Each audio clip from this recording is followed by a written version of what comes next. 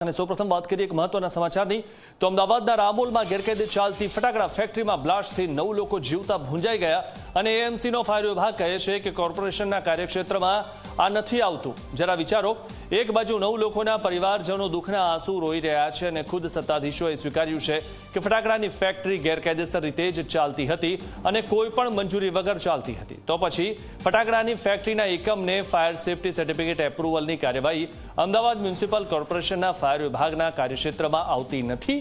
આવો ખુલાસો કરવાની જરૂર શા માટે કરવી પડી? શા માટે ફટાકડા ફેક્ટરી આગ કેસમાં ફાયર વિભાગે હાથ અદ્ધર કરી દીધા, હાથ ઊંચા કરી દીધા છે?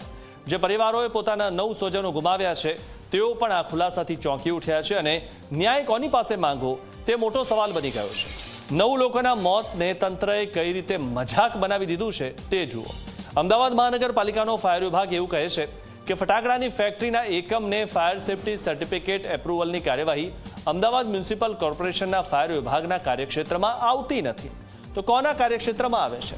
ઔડાના કાર્યક્ષેત્રમાં આવે છે કે પછી કલેક્ટરના કાર્યક્ષેત્રમાં આવે છે? જો કોર્પોરેશનને આ દુર્ઘટના સાથે કોઈ લેવા દેવા જ નથી તો એએમસી, કમિશનર, મેયર અને સ્ટેન્ડિંગ ચેરમેન શા માટે ઘટના સ્થળે દોડી ગયા હતા? શું તેઓ પણ પોતાની હદ નક્કી કરવા માટે ગયા હતા કે પછી પોતાની જવાબદારી નિભાવવા માટે ગયા હતા? ઝી 24 કલાકનો સીધો સવાલ છે, અત્યારે મોતનો મલાજો ભૂલીને તંત્રએ શા માટે પોતાના કાર્યક્ષેત્રમાં આ કામગીરી આવતી નથી એવું કહેવાની જરૂર પડી? શું ગુજરાતની જનતા તંત્રના આવા જવાબની અપેક્ષા રાખતી હતી કે પછી શું આને સંવેદનશીલ તંત્ર ગણવું જોઈએ? સરકાર સંવેદનશીલ છે તો એએમસીના ફાયર વિભાગે હાથ કેમ ખંખેરી લીધા? એએમસી જવાબદાર નથી તો ઔડા જવાબદાર કે કલેક્ટર જવાબદાર છે?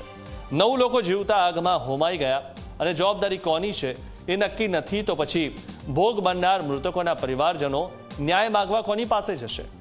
9 માણસો માર્યા ગયા અને ફાયર વિભાગ કહે છે અમે જવાબદાર નથી તો પછી જવાબદારી કોની છે? મોતનો મલાજો ભૂલી હદ અને સત્તાનો ખુલાસો કરવાનું કારણ શું છે?